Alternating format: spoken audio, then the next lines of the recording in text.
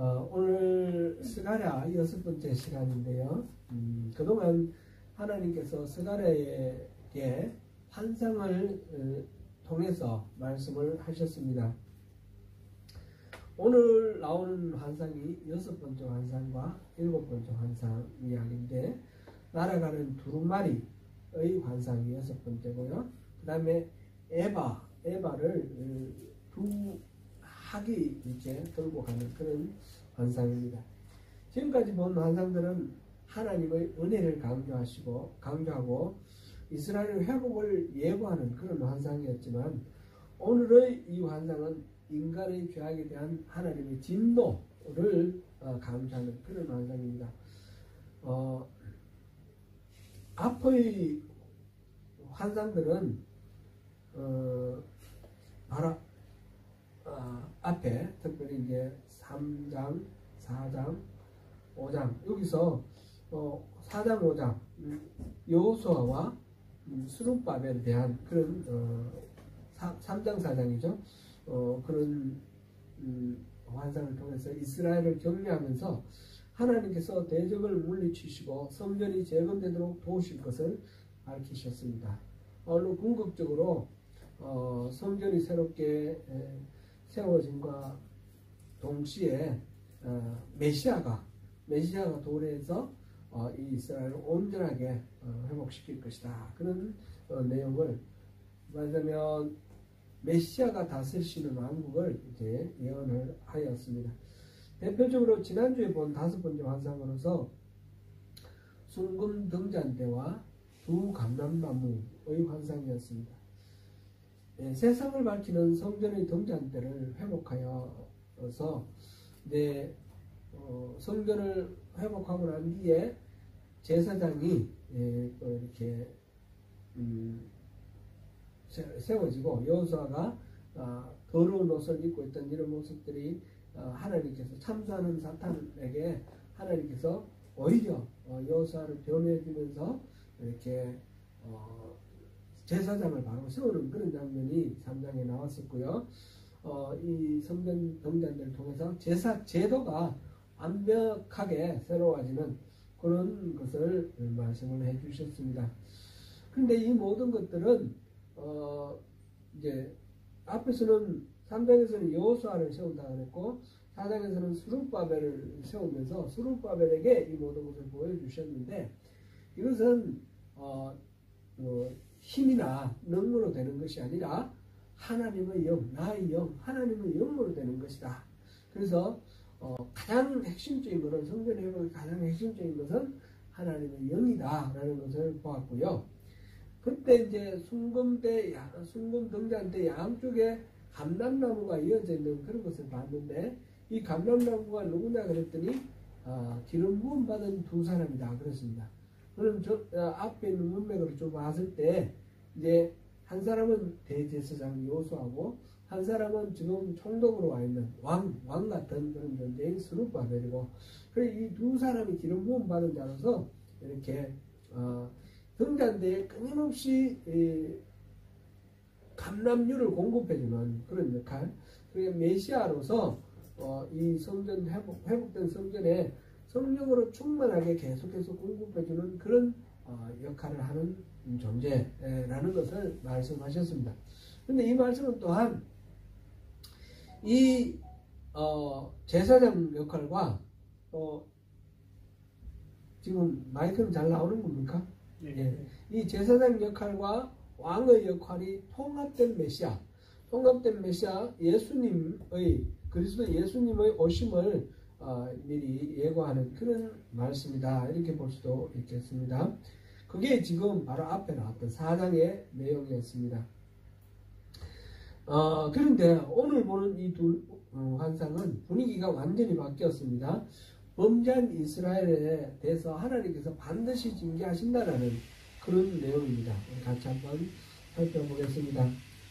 오늘 5장 내용 중에 1절에서 4절까지와 5절부터 11절까지 내용이 크게 대별이 되는데, 1절부터 4절까지는 두루마리가 날아가는 그런 환상입니다.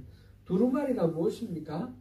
옛날에는 요즘 같은 이 책이 만들어지기 전에 파피루스나 또는 양피지, 우리 동양 쪽에서는 이제 종이를 이렇게 종이 위에 뭔가 적어가지고 이렇게 둘둘 말아서 보관하는 그런 문헌이죠. 그런 책임 셈이죠. 주로 이제 남아있는 것들을 보면 파피루스, 성경에 관련된 두루마리는 파피루스나 양피지가 이렇게 많이 남아있습니다. 성경은 원래 애초부터 이 두루마리에 기록되어 있었습니다. 오늘 보는 6번째 환상은 그런 두루마리가 펼쳐진 상태에서, 말아진 상태가 아니라 펼쳐진 상태에서 하늘을 날아가는 그런 환상입니다.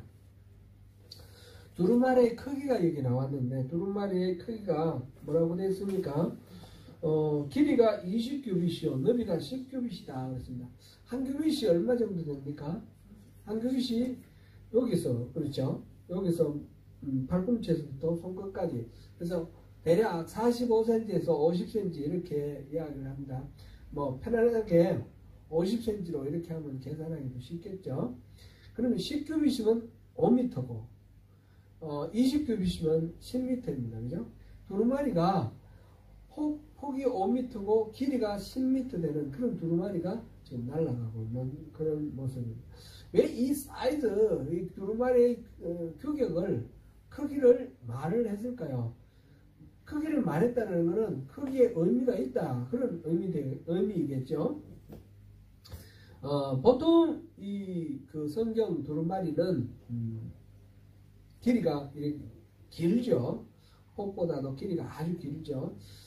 쿰란 동굴에서 발견한 4회사본 그 이사야서 보면, 이사야서가 이 폭이 한 30cm 정도 되고요, 길이가 한 4.3m라고 합니다. 거기에 비하면 지금 스가랴가 보고 있는 이 두루마리는 폭도 엄청나게 넓으며 길이도 엄청나게 길다라는 걸 알 수가 있습니다. 이사야서 책보다도 더 길다, 그렇게 우리가 알 수 있습니다. 그러면 왜 이렇게 컸을까요? 이 크기는 또 무엇을 의미할까요? 그런 의문이 생기는데, 이 크기는 20규빗, 10규빗 이렇게 되는 것은 기본적으로 성전의 지성소의 크기입니다. 솔로몬 성전의 지성소가 성막의 크기보다는 좀 크죠. 또 큰데 20규빗, 20규빗 정방경입니다. 그리고 지성소에 이 언약궤가 있고, 언약궤 위에 두 그룹 캐루빔, 천사죠. 천사가 날개를 이렇게 펼치고 이렇게 있는데, 날개 한쪽이 5규빗이라고 했습니다. 날개 두 쪽이면 10규빗 되고, 10규빗 되는 캐루빔, 두 캐루빔이 이렇게 날개를 맞대고 있다고 그랬습니다. 그리고 벽에까지 맞댔습니다. 그러니까 이 공간을 한번 생각해 보세요. 캐루빔이 이렇게 두 캐루빔이 서 있는데 날개를 펼쳐서 벽까지 맞닿아 있는 그런 게, 그게 20규빗, 20규빗 정방형이고, 지금 두루마리는 그 절반, 폭이 그 절반 되는 그런 것입니다. 그러니까 이 두루마리를 통해서 이 사이즈의 두루마리를 보여주신 것은 성경과 관계에 있다, 하나님의 말씀과 관계에 있다라는 것을 알 수가 있겠고, 그 두루마리에 기록된 내용은 하나님의 뜻과 하나님의 계획이 기록되어 있는 것이죠.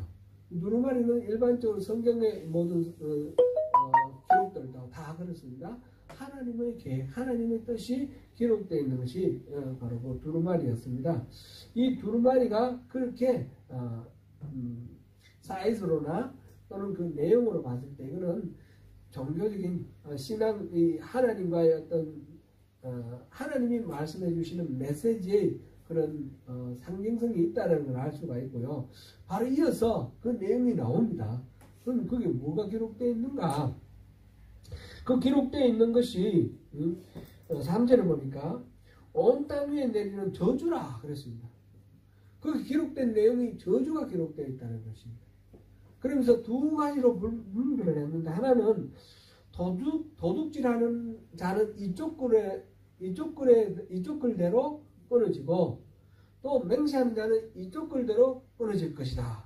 지금 이 두루마리에 두 쪽으로 글이 기록되어 있고, 도둑질하는 사람이 이쪽 글에 의해서 끊어지고 말하자면 멸망당하고 이쪽에는 맹세하는 사람이 이쪽 글에 의해서 끊어지고 멸망당할 것이다 라는 거죠.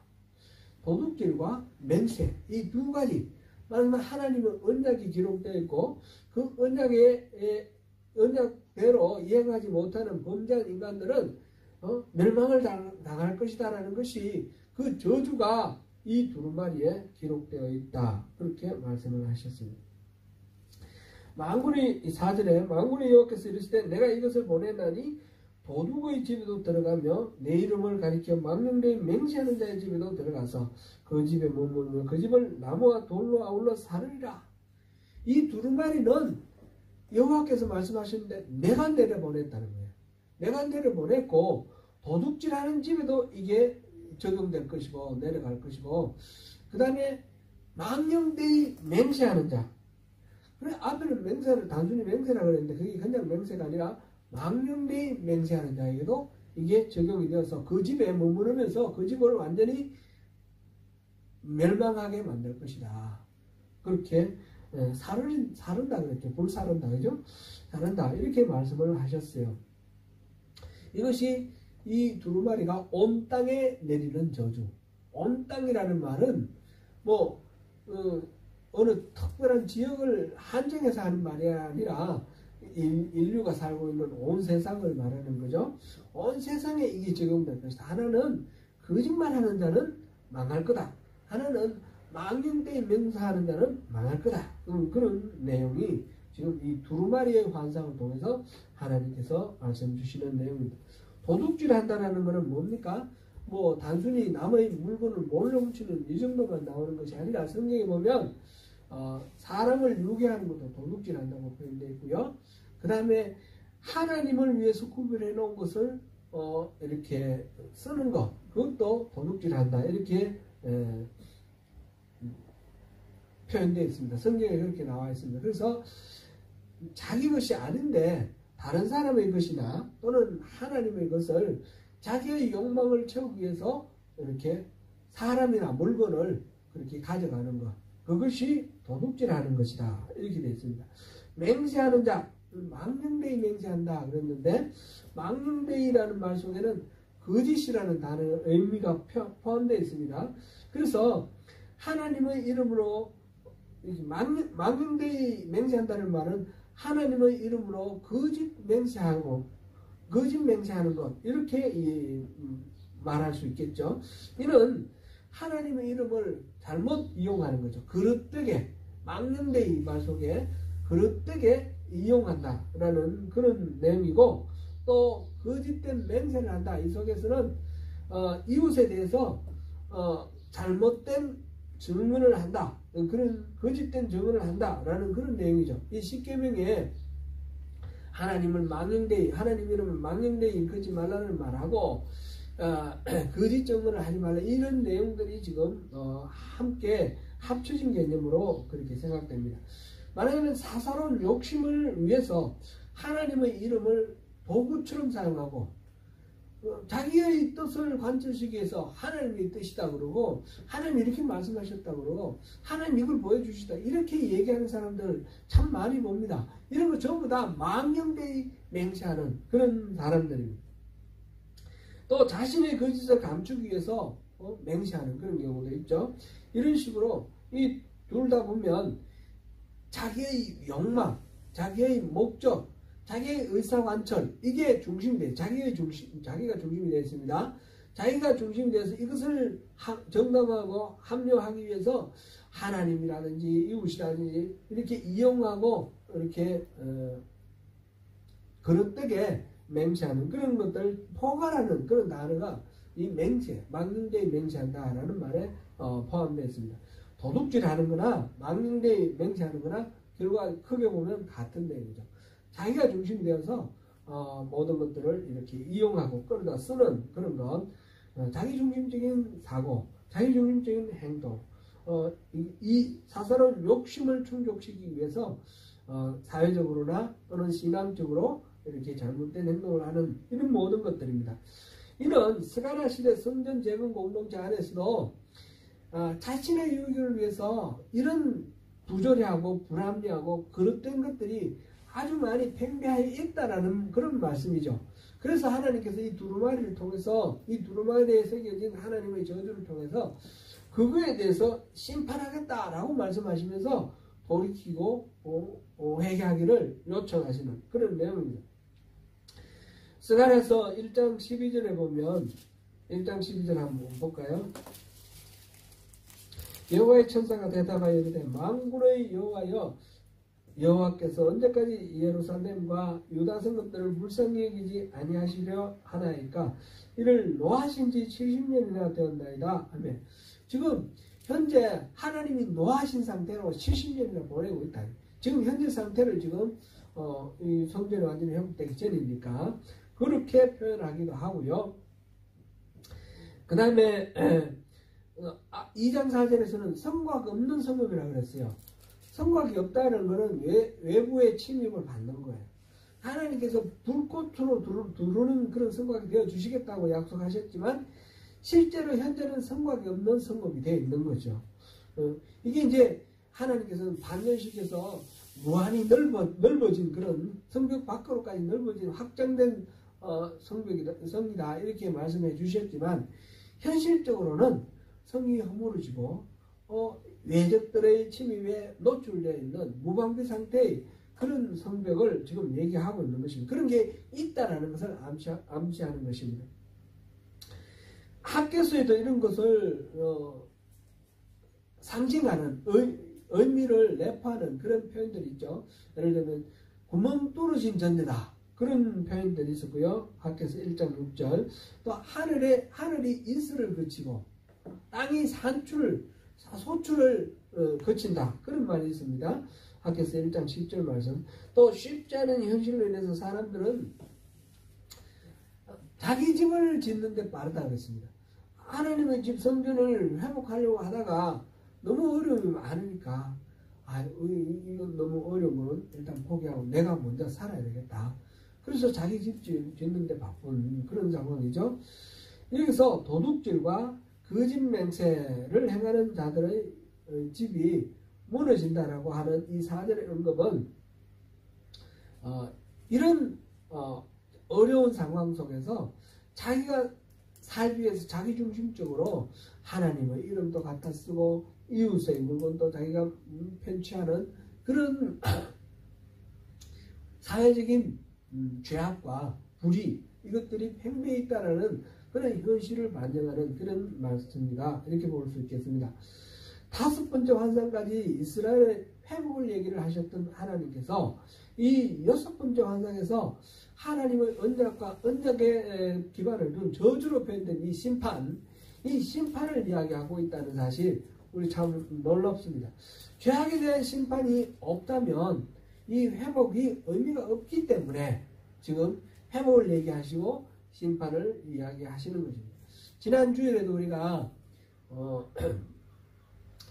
은혜와 진리가 충만하더라 그 말씀에 대해서 우리 잠깐 나누었는데 은혜와 진리는 함께 있어야 됩니다. 하나님의 은혜와 하나님의 진리. 은혜는 다른 말로 사랑, 긍휼, 자비 이렇게 표현될 수 있는 헤세드에서 나온 말이죠. 카리스, 헬라 말로 카리스, 히브리 말로 헤세드.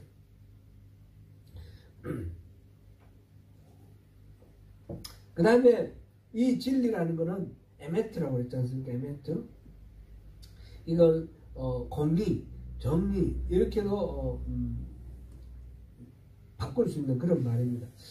우리가 자녀를 사랑을 하는데 그냥 잘잘못 안 따지고 일방적으로 사랑만 하게 되면 어떻게 되나요? 애가 잘못된 거 꾸지람만 하고 무조건 오냐 하면 애를 망치는 거죠. 근데 반대로 이렇게 지금 공의가 없는 사랑도 문제가 있지만 사랑은 있는데 공의는 있는데 사랑이 없어도 문제죠. 예를 들어서 애가 잘못된다고 꾸지람을 하는데 사랑 없이 꾸지람하면 어떻게 됩니까? 애가 그것을 받아들이고 고치는 마음속으로 우러나오는 반성회개가 생기는 것이 아니라 그 무서움에 대해서 이렇게 반감도 가지고 이러면서 상처가 되는 거죠. 자녀에게 사랑 없이 이 꾸지람을 하면 평생 가는 거죠, 그게. 하나님과 우리 사회에서도 마찬가지입니다. 하나님은 언제나 사랑과 공의가 균형 있게 이렇게 우리를 사랑해 주십니다. 우리 또한 그렇게 균형 있게 하나님을 대해야 됩니다.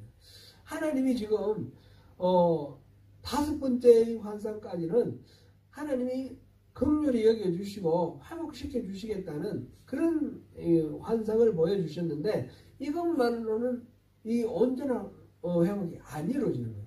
그런 가운데서도 우리 여전히 가지고 있는 거룩하지 못한 것, 하나님에 대해서 잘못된 그런 태도, 불신앙, 불의, 이런 것들에 대해서 하나님께서 반드시 진노하시고 심판하신다는 것을, 이 메시지를 보여주심으로써 이 회복과 이 심판, 이것이 균형을 이루어서 하나님의 그 헤세드와 에메트가 함께 이루어지는 그런 것을 지금 여기서 보여주고 있습니다.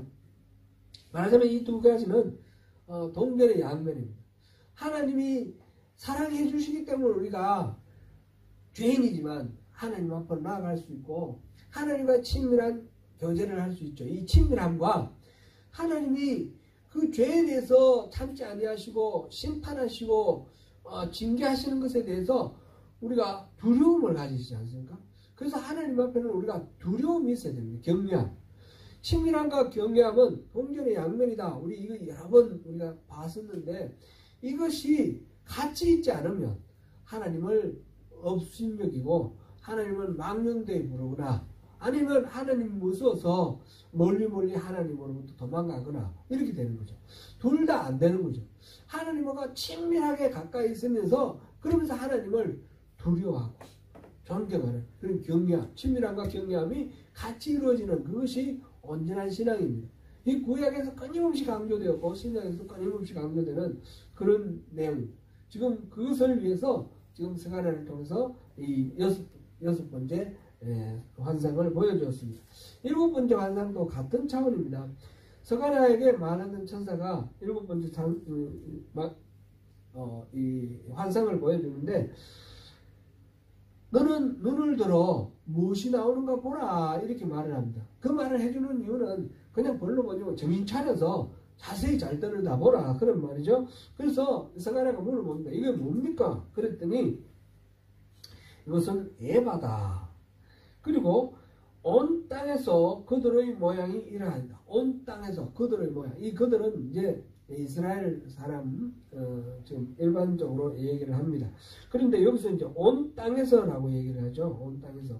3절에서 온 땅에서라고 그랬어요. 그죠? 이건 어떤 장소에 한정된 것이 없고, 일반적으로 세계의 모든 곳에서 모든 하나님의 백성들에게 적용되는 그런 내용입니다. 그래서 에바다 그랬습니다. 에바가 뭡니까? 에바는 우리가 이제 도량형, 부피를 재는 도량의 에바라는 게 나옵니다. 오르, 오메르, 에바, 그 다음에 뭐 스아 이런 것도 있고요. 호멜도 있고요.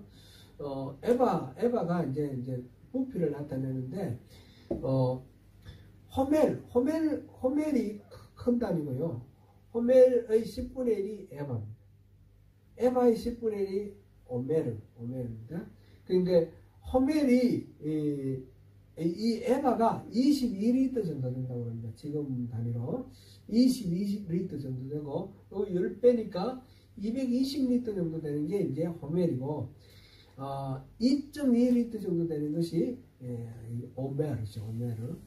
우리 사이다나 뭐 이런 음료수 큰 거 얼마입니까? 용량이? 큰 거 하면 2리터 들어가죠. 1.5. 예. 예. 그거보다 조금 큰 게 오메르고, 그죠? 그거 10배가 지금 에바다라는 거죠. 근데 이 22리터가 에바인데, 우리 전통적으로 쓰던 한 대, 한 말, 한 섭, 이렇게 할 때 한 말이 18리터예요. 18리터. 한 대가 1.8리터. 그러니까 이 한 대와 오메르가 비슷하고, 그죠? 대와 오메르가 비슷하고, 이 호멜과 에바와 한 말이 비슷해요. 에바 한 말. 한 말이 어느 정도 되는지 우리가 머릿속으로 한번 생각을 떠올려 보십시오. 그리고 이 호멜은 한 석, 두 가마, 한 석 정도가 좀 이렇게 된다. 이렇게 생각하면 되겠죠. 룻기에 보면 룻이 갑자기 그 이름이 생각이 안 납니다. 보아스의 집에, 보아스의 밭에 가서 이삭 줍기를 하죠. 이삭 줍기를 해서 하루 동안 준 이삭이 얼마 정도 된다 그랬습니까? 그때 한 에바라는 말이 나옵니다. 룻기 3장 17절에 한 에바는데, 그러니까 에바는 한 말 정도, 한 말. 요런 우리 어릴 때 보면 한 말짜리 요 정도 입구가 요 정도 되고 길이가 한 요 정도 되는 요 정도 통이에요. 그죠? 물통. 그렇게 된 게 한 말이에요. 에바. 그 말을 다는 되는 그 도구가 말이죠. 말. 이거 한 대를 대는 도구가 한 대박이고 대고 그죠? 대와 말은 도량형 부피의 용량 단위도 되고 그거를 재는 도구도 되는 겁니다. 근데 지금 에바가 보였습니다. 7절에 보니까 에바 한가운데 한 여인이 앉았다 그랬습니다. 그때 둥근 납 한 조각이 들렸다 이렇게 됐습니다. 한 말 한번 생각해 보세요. 요만한데 그 안에 한 여인이 들어앉았어요. 우리 밖에서 조금 더 큰 밖에서 그만한데 우리 쓰레기통 저 있는데 한 반 정도 절반 정도 됩니다. 거기에 한 여인이 들어 앉을 수 있습니까? 못 들어 앉았겠죠. 근데 왜 에바 안에 한 여인이 들어 앉았다라고 이렇게 말을 했을까? 거기에 대해서 좀 생각해 보면 좋겠습니다. 일단 기본적으로 여기 보니까 뭐라고 되어 있습니까? 8절에 그가 이르되 이는 악이라 하고 그 여인을 에바 속으로 던져놓고 납조각을 에바 아기 위에 던져뒀더라. 그 에바 안에 한 여인이 있다고 그랬는데 그 여인을 악이다 그랬습니다. 이 여인은 악을 상징한다는 거죠. 악이라는 말에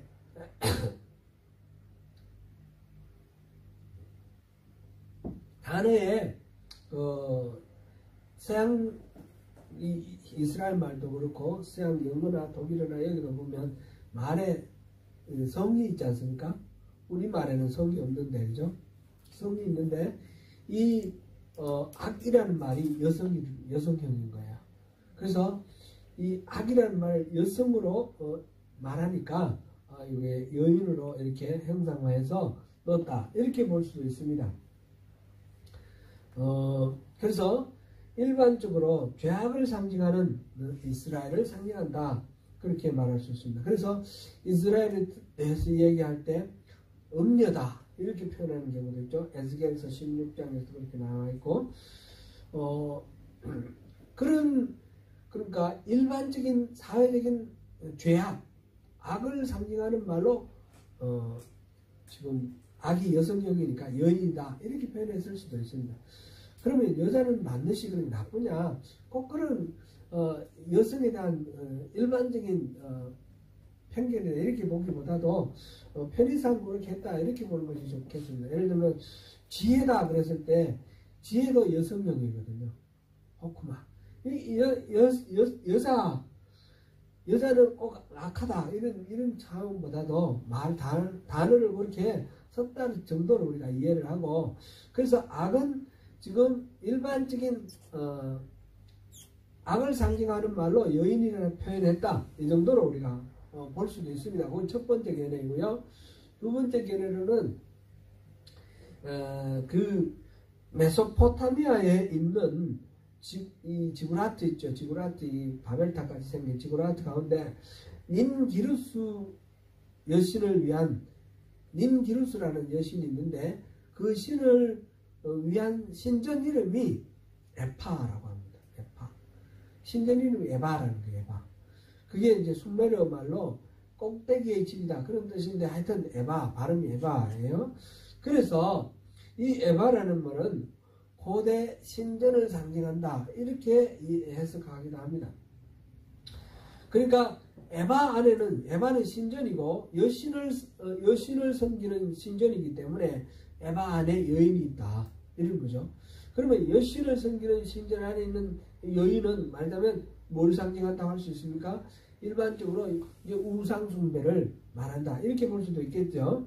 천사가 말하는 이 악은 바로 우상 숭배를 말하는 그런 내용이다. 이렇게 말할 수도 있습니다. 그 이스라엘도 이 우상을 얘기를 할 때 하늘 여왕 이렇게 말합니다. 하늘 남자로 말하지 않고 여왕이라 말했을 때는 우상을 숭배하는 그런 말이 있습니다.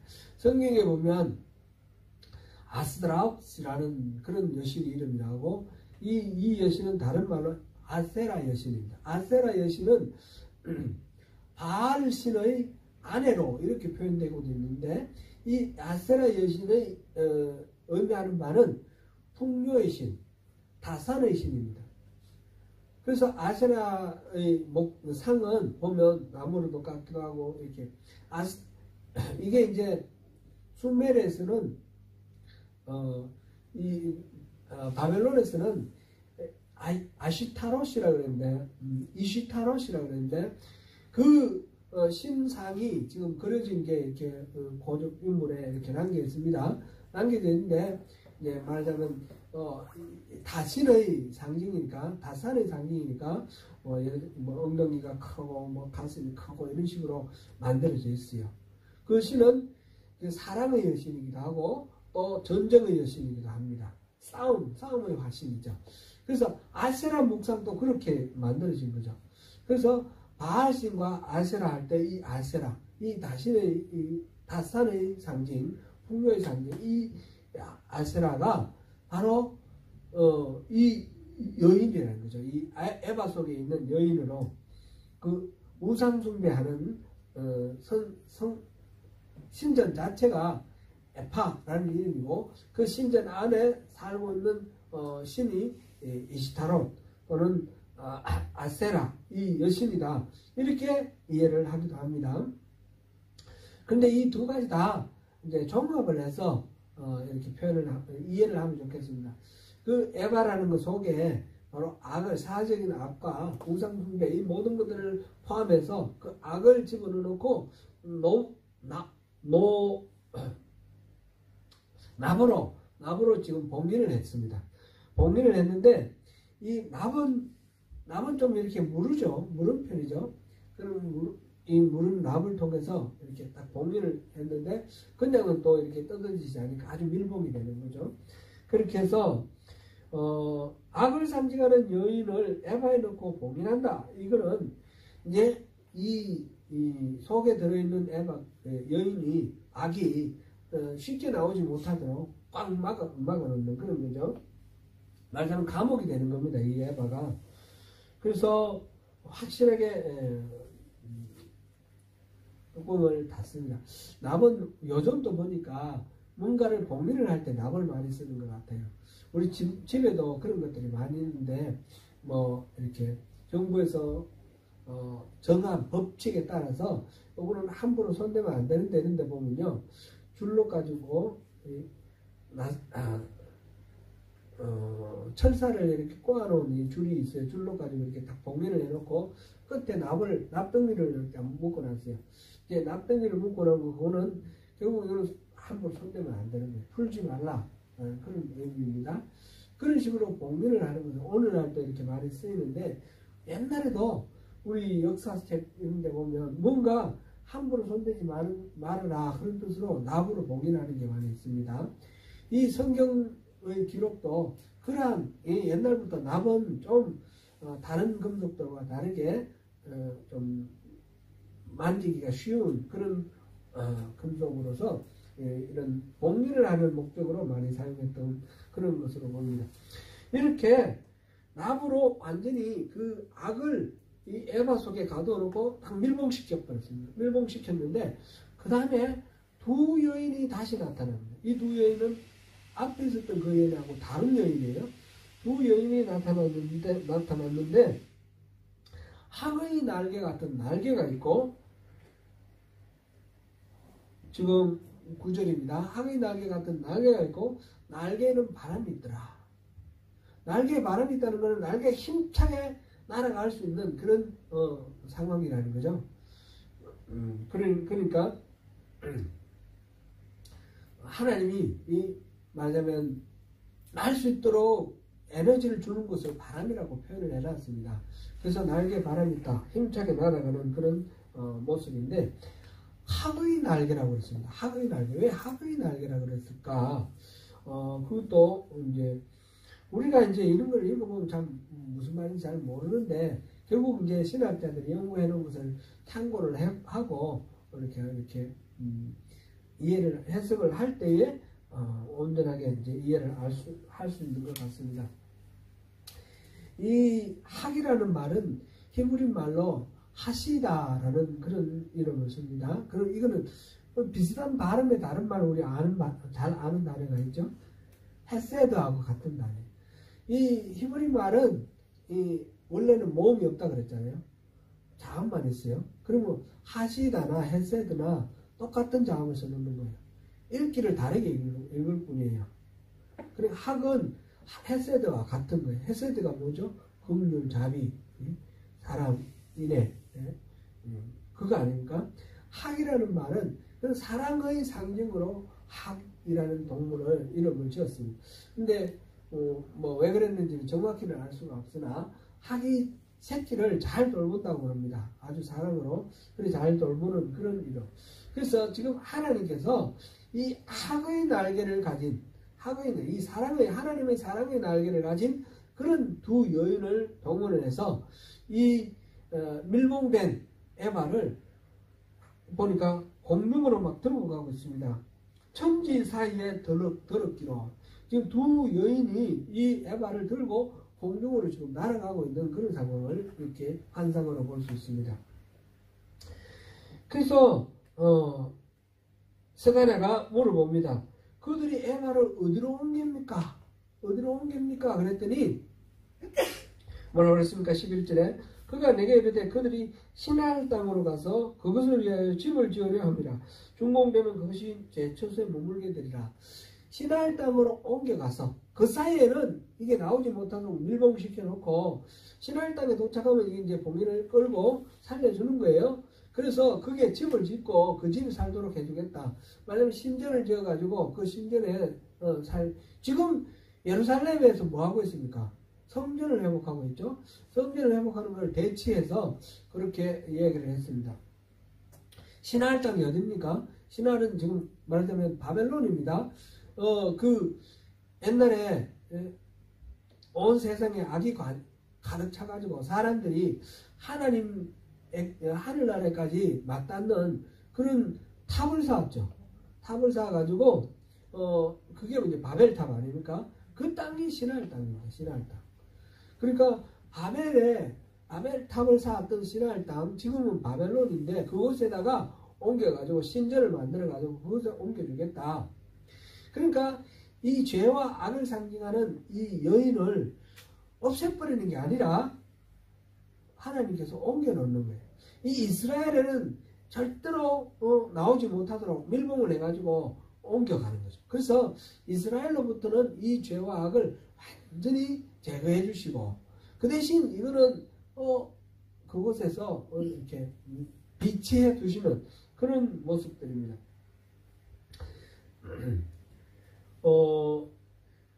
그렇게 해서 이 바벨론에 그곳을 두겠다 말씀하셨는데 말하자면 바벨론은 제국의 상징입니다. 군사력, 경제력, 뭐 이런 모든 힘의 상징. 바벨론이 지금 이스라엘을 멸망시켰고 지금 그 땅을 지금 페르시아가 지배하고 있지만 그 페르시아 그 모든 것들의 중심을 바벨론이라는 말로 지금 이미지화했습니다. 바벨론이 모든 것들을 지배하고 있습니다. 말하자면 제국입니다. 제국. 모든 나라를 다스리고 통치하고 또 착취하고 억압하고 이끌어가는 이 세계의 질서의 가장 정점이 되는 그런 곳이 바로 바벨론인데 그 바벨론에다가 이 하나님이 미워하시는 이 악을 두겠다라는 말은 다시 말하면 바꿔놓으면 이 사람들이 선망해하고 우러러보고 바라보는 제국, 그 제국은 모든 악이 깃들여 있는 악의 정점이다. 이런 얘기가 되는 것입니다. 그래서 그런 걸 부러워하지 말라는 얘기죠. 이렇게 지금 신할 땅에서 없애버리지 않고 그걸 머물게 해서 악의 중심지라는 그런 이미지를 지금 우리에게 주고 있습니다. 이제 한번 오늘 내용을 정리를 해보겠습니다.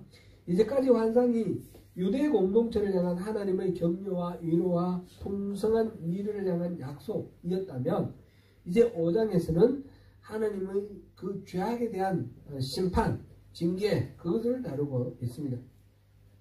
날아가는 두루마리 환상은 뭐였습니까? 이 땅에서 도둑질하고 거짓 맹세하는, 자기 중심적으로 하나님이든 이웃이든 다 마음대로 이용해 먹는 그런 죄악과 그에 대한 하나님의 저주와 심판, 이것이 지금 두루마리 환상을 통해서 나타내고 있고요.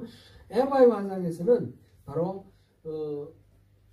여인이라고 표현되어 있는 그 죄와 악의 상징, 그 모든 것들이 이렇게 가두어지고 제거되는 그런 걸 봤는데, 이스라엘 땅에서는 그게 이제 발붙일 수 없는 거죠. 그런데 이것이 온 땅이라고 그랬습니다. 온 땅은 바로 특정한 어떤 제한된 것이 아니라 이스라엘의 유대 공동체 전체를 일컫는 것이고, 그곳에 만연해 있던 죄와 악들을 다 일컫는 것이다. 이렇게 볼 수 있겠습니다. 날아가는 두루마리 역시 감춰지거나 다루어지지 않는 영역이 하나도 없음을 표현하기 위해서 이렇게 날아가는 두루마리라고 그랬고요. 7번째 환상은 이러한 죄악에 대한 고발을 가지고 있으면서 특별히 이제 우상숭배, 이방의 우상숭배, 거기에 대한 고발을 말하고 있는 것입니다. 이 두 가지 지금 6번째와 7번째 이 환상을 통해서 보면 이스라엘 전체에 가득한 그런 모든 죄와 악, 그 모든 죄와 악과 더불어서 우상숭배, 이방 그 에바에 지금 가두어진 여인이라는 이름으로 지금 상징되어 있는 우상숭배, 죄와 악, 이것들을 지금 하나님께서 꾸짖으시고 심판하시고 이거를 이스라엘에서 제거하라고 촉구하시는 것입니다. 지금 사실은 이 첫 번째 이 사회적인 죄악과 이 우상숭배는 사실은 동전의 양면입니다. 하나님에 대한 경외심이 있으면 이웃에 대해서 함부로 하지 않습니다. 그렇지 않습니까? 하나님에 대한 경외심이 없기 때문에 하나님도 이용해먹고 이웃도 이용해먹고 하나님 것도 착취하고 이웃 것도 착취하는 그런 것이 되죠. 이 모든 죄와 악들에 대해서 하나님께서 용서하지 않겠다, 회개하라. 하나님과 친밀함을 회복하기 위해서는 지금 성전을 짓고 지금 제사를 회복하고 제사장을 새롭게 세우고 하는데, 이런 것들을 통해서 하나님 앞에 우리가 제사 잘 드리면 그것은 끝이냐? 그게 아니고 하나님에 대해서 우리가 친밀함을 가지고 나아감과 동시에 우리 안에 있는 하나님과 대적되는 모든 거룩하지 못한 죄와 악들을 처리하고 회개하고 돌이키고 이것을 우리 삶에서 해결을 하면서, 그러니까 친밀함과 경외함이 같이 나아가야지 하나님께서 회복시키고자 하시는 이 새로운 유대 공동체, 그리고 새로운 하나님의 나라, 이 글을 읽고 있는 우리에게 있어서 새로운 이제 이 참된 그리스도인 하나님의 나라 백성들은 바로 이렇게 친밀하게 하나님과의 교제를 회복하는 것과 동시에 우리 안에 있는 모든 하나님이 싫어하시는 것들을 제거하는 이런 것들이 회개가 같이 이루어져야 된다는 것입니다. 하나님께서는 이렇게 회복을 약속하시면서 회복의 약속에 따라서 이 우리 자신의 거룩함에 대한 그런 환기를 시켜주시고 주님 앞에 바로 나가도록, 그렇게 할 때에 하나님께서 진정으로 이 진도를 굳으시고 모든 회복을 온전하게 한다라는 그런 약속을 주십니다. 서간에서 지금 8개의 환상 중에 7개까지 환상을 봤습니다. 다음 주에 우리 8번째 환상 보면서 전체를 한 번 더 정리를 하고요.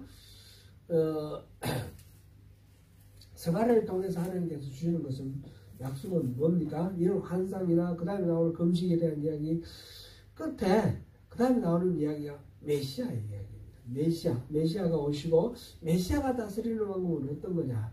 이게 이제 스가랴의 핵심 메시지인데, 이 메시아가 오시고 메시아가 다스리는 왕국을 누리기 위해서는 우리 안에 하나님의 이 위로와 격려와 이 따스한 회복의 은혜와 동시에 우리 안에 죄와 악들을 위로하고 심판하고 징계하시는 하나님 그 마음을 품고 경외함으로 하나님 앞에 나아가는 그런 것이 필요하다. 전제 조건이다. 그런 것으로 오늘 이 말씀을 우리가 보면 좋겠습니다.